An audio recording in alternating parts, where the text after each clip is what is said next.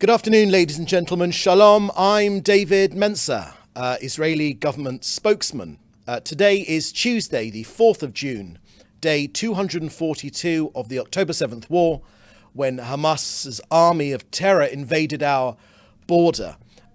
Israel's conditions for ending the war have not changed. The destruction of Hamas's military and governing capabilities, the freeing of all 124 hostages, and ensuring that Gaza no longer poses a threat to Israel. All of our objectives are within reach. Israel will not compromise on any of them.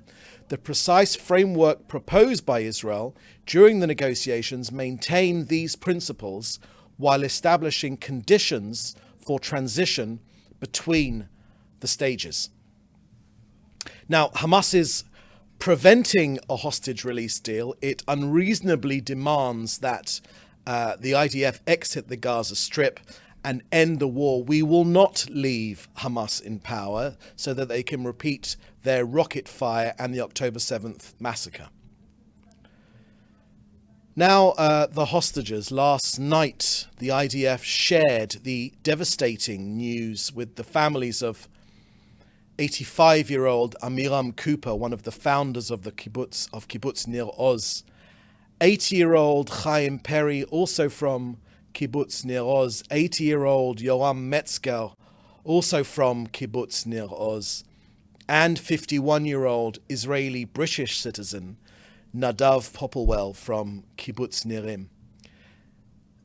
The IDF had the unenviable and sad task to tell their loved ones that their hostage relatives were killed a few months ago while in Hamas captivity in Gaza. To add to the cruelty, their bodies are still being held by Hamas. May their memories be a blessing.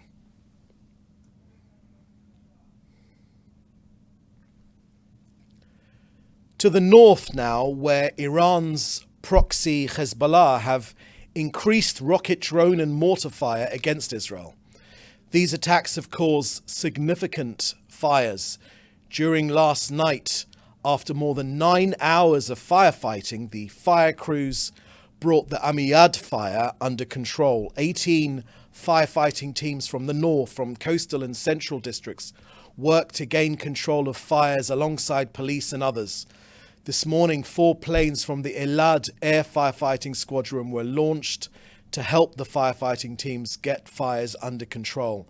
Firefighters have worked throughout the night with very high intensity, great determination, and for long hours. In Kiryat Shmona and Kfar Giladi in the north, firefighters extinguished fires and carried out containment operations. Together with emergency teams of Kfar Giladi, the forces stopped the fire and prevented the spread of fire to damage property. The same happened in Keren Naftali and other areas in the northern district who've also been fighting fires for almost 24 hours in extreme weather conditions while striving to reach out and save lives and prevent damage to property. This is not a sustainable reality. Israel's northern residents, tens of thousands of them, evacuated, will not live under such threat. The Israeli government is committed to ensure their security and the return to their homes. It is up to Hezbollah to decide if this can be accomplished by diplomatic means or by force. Since October 7th, and these attacks from the Lebanese border region, the IDF today confirmed over 100 terrorists eliminated through precise, high-quality, intelligence-led Israeli strikes. Ladies and gentlemen, this country will be defended. We are defending this country, and no one should be surprised by our response.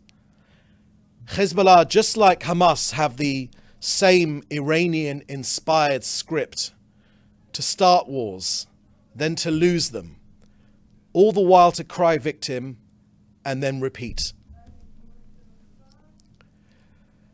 Next, the Prime Minister yesterday appeared at the Knesset Foreign Affairs and Defence Committee. He briefed the committee on the progress of the war in Gaza, with an emphasis on our limited and targeted activity in Rafah, the Philadelphia corridor, negotiations to release our hostages, the issue of the day after the war, Judea and Samaria, West Bank, and Iran. The Prime Minister said, quote, "The claims that we have agreed to a ceasefire without our conditions being met are incorrect," end quote.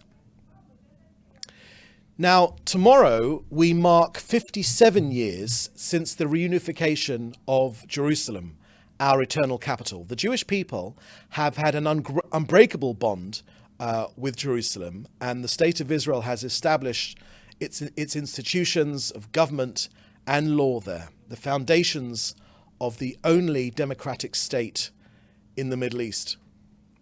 You know, Jerusalem was the capital of the Jewish people when London was still a swamp and a mere bend in the River Thames.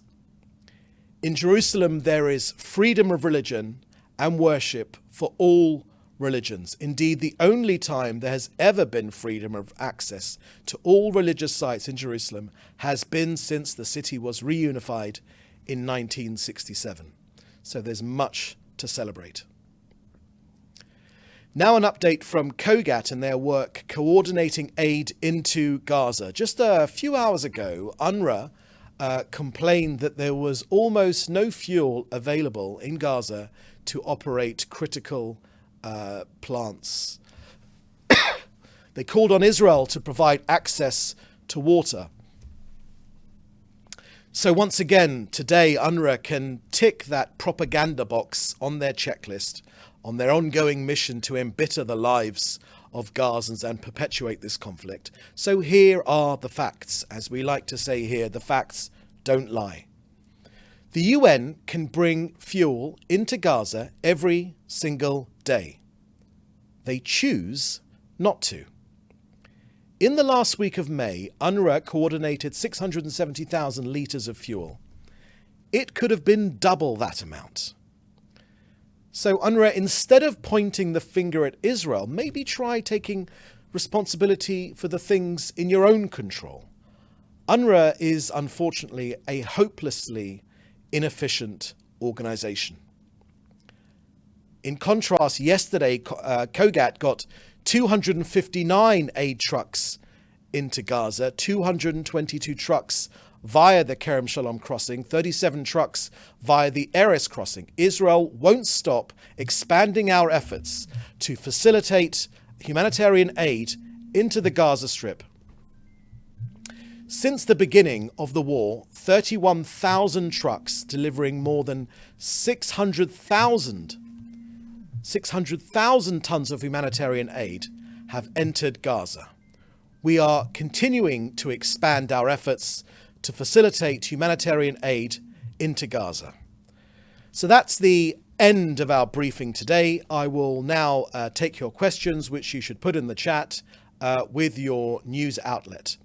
The first question we have today, excuse me, is from from Dan Williams at Reuters.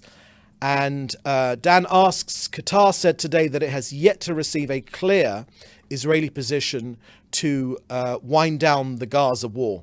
What is Israel's position, and when will it be submitted? Thank you very much for that question, Dan. I haven't got anything to add on what Qatar has said and what they have or have not received. Of course, the position of the Israeli government when it comes to these negotiations is highly sensitive. Lives literally hang in the balance. The Israeli position is being made clear, but the principles which we have laid out of the three aims of this war, number one, to ensure that Gaza no longer forms a threat to our people and to Israel and to anyone in the civilized world, to get back our hostages, to bring them home, all of them, the live ones, unfortunately, the ones who've been killed, all of them, to bring them home, every single one of them. It occupies every single moment of every waking hour of every day, and for many Israelis, their sleeping hours as well. And of course, ensure that Hamas no longer has any military or civilian or governing power over Hamas. Those principles run right through all of the submissions we have submitted. Second question from Dan Williams at Reuters: When will the Prime Minister address Congress, and will he fly to Washington aboard the Wing of Zion? I take it that means the name of the aircraft. So on when the Prime Minister will address Congress over the weekend, it's true the Prime Minister did receive an invitation to address a joint meeting of houses of Congress. So the Prime Minister has accepted that invitation, and he will be the first leader of a country to address both houses of Congress for a record fourth time. When he received the invitation, the Prime Minister said, I'm very moved to have, quote, I'm very moved to have the privilege of representing Israel before both houses of Congress and to present the truth about our just war against those who seek to destroy us to the representatives of the American people and the entire world. As for the address, as for the date of that visit to Washington, D.C., the Prime Minister announced yesterday that it would not be the 13th of June, which had been talked about, because that coincides with the Jewish holiday of Shavuot, and dates are currently being coordinated. From Joel Pollack at Breitbart News, his first question is, can Israel fight two wars at once if a larger scale war erupts in southern Lebanon? Thank you very much for that question, Joel. No one should be in any doubt of the IDF's ability to fight the threats against us. You know, it's not just in the war against Hamas in Gaza, but also the war against Hezbollah. This is a seven-fronted war. We're being attacked from Yemen, Judea and Samaria in the West Bank, where a terrorist attack was just thwarted just yesterday, from Iran, Iraq, Syria, and of course Hezbollah in Lebanon and Hamas in Gaza, a seven-fronted war. I would say to you, Joel, no one should be in any doubt whatsoever of Israel's ability to defend itself. Second question from Joel Pollack. How does Israel view the US resolution announced yesterday at the United Nations Security Council to support the Biden administration's ceasefire deal proposal? Thank you very much for that question, Joel. I don't have any further information on Israel's reaction to any proposed UN resolution. Further question from Joel Pollack at Breitbart News. The US State Department continues to insist that the proposal for a ceasefire was in fact Israel's proposal. Can you kindly tell us who wrote the proposal and approved it? Was it the Security Cabinet, the War Cabinet, or some other body? Why did the government debate the proposal after Biden had announced it, if it was an Israeli proposal? Thank you very much for that, Joel. So the Prime Minister has made clear his views on that matter. He's made clear his views in the Knesset yesterday and subsequently to a direct message which was put out. They're available on the Prime Minister's website. You can see the Prime Minister's response to that question. Irrespective of the where the ideas for this latest proposal were born and where they come from, Israel is absolutely determined to, number one, destroy Hamas militarily and also their governing capabilities, to bring back our hostages, and of course to ensure that Gaza never again poses a threat to us. There's no room for wishful thinking here in Israel about Hamas being deterred, or they wouldn't try it again, or they haven't got the ability. They have the will. They have the will to attack Israel again. They show that every single moment of every single day. They've done that for the last 2 decades or so since they took over the control in Gaza.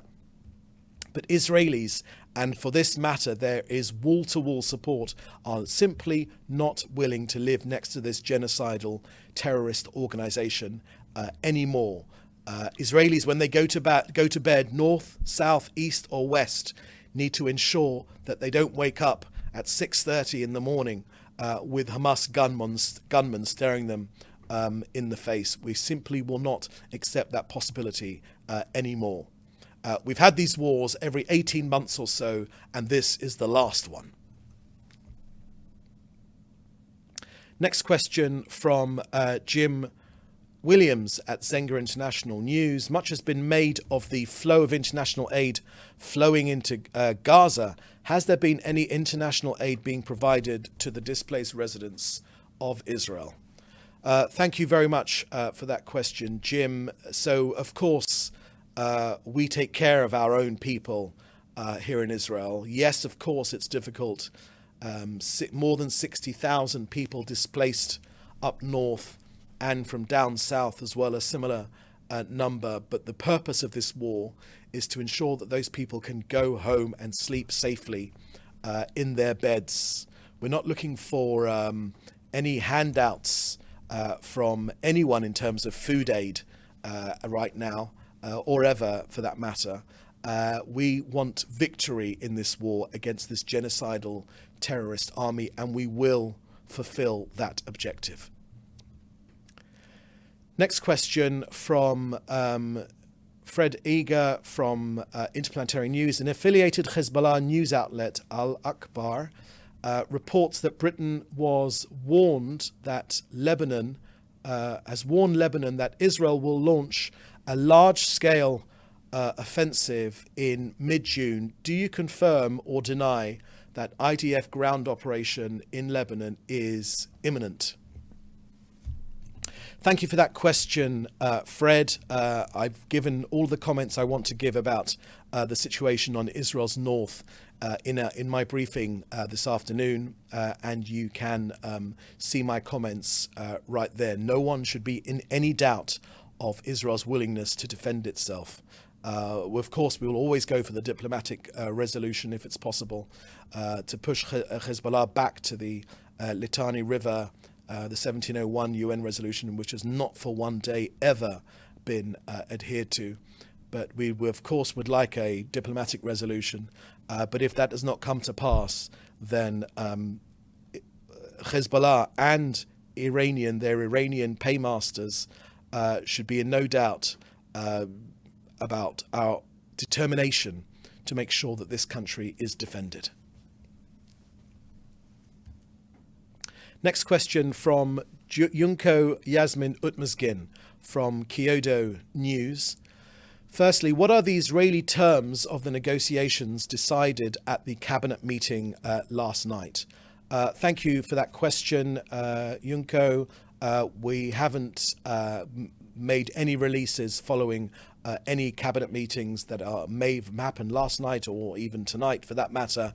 As soon as there are decisions made from those cabinet meetings, they will be passed over in the usual way and made public, as they always are in a democracy. Number two, what happened to the government? What will happen to the government if Smotrich and others leave the cabinet? Thankfully, thank you for that question, Junko. Thankfully, I'm an Israeli government spokesman and not a political spokesman. The Prime Minister has made his views very clear on these subjects. His ultimate objective is to keep this country safe from Hamas and from the other Iranian terrorist forces which are attacking us on seven fronts. But our resolve is absolutely determined. We are determined in this country to face down this enemies. There is only one Jewish state in the entire world, and for generations and generations, Jews were attacked and there was no one to defend us. In the last 76 years since this country was established, and even before that as well, this country has an army. When people attack Jews in Israel, this country will be defended. Next question from Henrietta Charkar from Reuters. US President Biden has said that Netanyahu may be stalling on ending the Gaza war for political reasons. Any response? Thank you, Henrietta. That's a political question which I won't delve into, but I think no one can be in any doubt of the Prime Minister's patriotism. It is up to the Israeli people to decide who its leaders should be. This country is a democracy with regular elections. Sometimes our elections are a little bit too regular, but when the time comes, this country will have the opportunity, as is right in a democracy, to choose who its leaders should be. And that is that has nothing to do with what anyone external to Israel or any views that they may have. That decision will be taken by the people of Israel and no one else. It is outside the diplomatic norms of every right-thinking country to comment on the leaders, whether they should be a prime minister or not be a prime minister. That is for the decision of its local population, where there are free and fair elections. Israel is the only country where there are free and fair elections for hundreds of miles in every direction. So this country is a democracy. It will choose its own leaders, and it's not for anyone else in the world to make any comment thereof in terms of changing leaders. The people of Israel will decide when it is time for the next election, and that when that election happens, the people's voice they will make their views known, and that decision will be taken accordingly.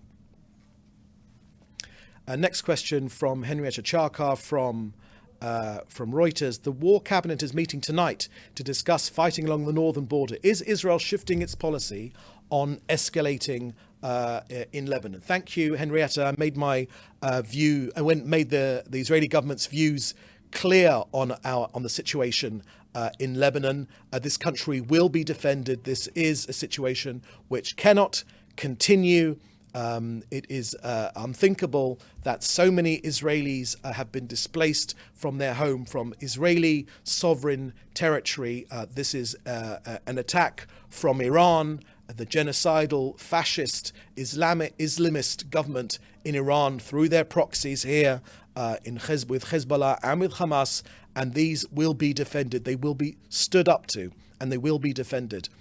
Israel's people deserve to go back to their homes in Israeli sovereign territory. Another question from Joel Pollack of Breitbart News. Just now, Biden reportedly told Time magazine that Netanyahu is prolonging the war for his own political reasons. Is that true? Thank you for that question, Joel. I believe I answered that question from Henrietta Charkar from Reuters just before, a couple of minutes ago. Another question from Aryeh O'Sullivan from Khan English. Is there any official number of Israeli hostages known to still be alive? Thank you very much for that question, Aryeh. The last information I had, which I saw from yesterday, was that 39, unfortunately, of our hostages are confirmed to be no longer alive. But I haven't got the latest figure today. So I would be happy to come back to you and let you know of the latest figure that we have for today. So that seems to be the last question we have for today. We'll have another briefing for you tomorrow. Thank you for joining us. Please do stay safe, and we'll see you next time. Thank you very much.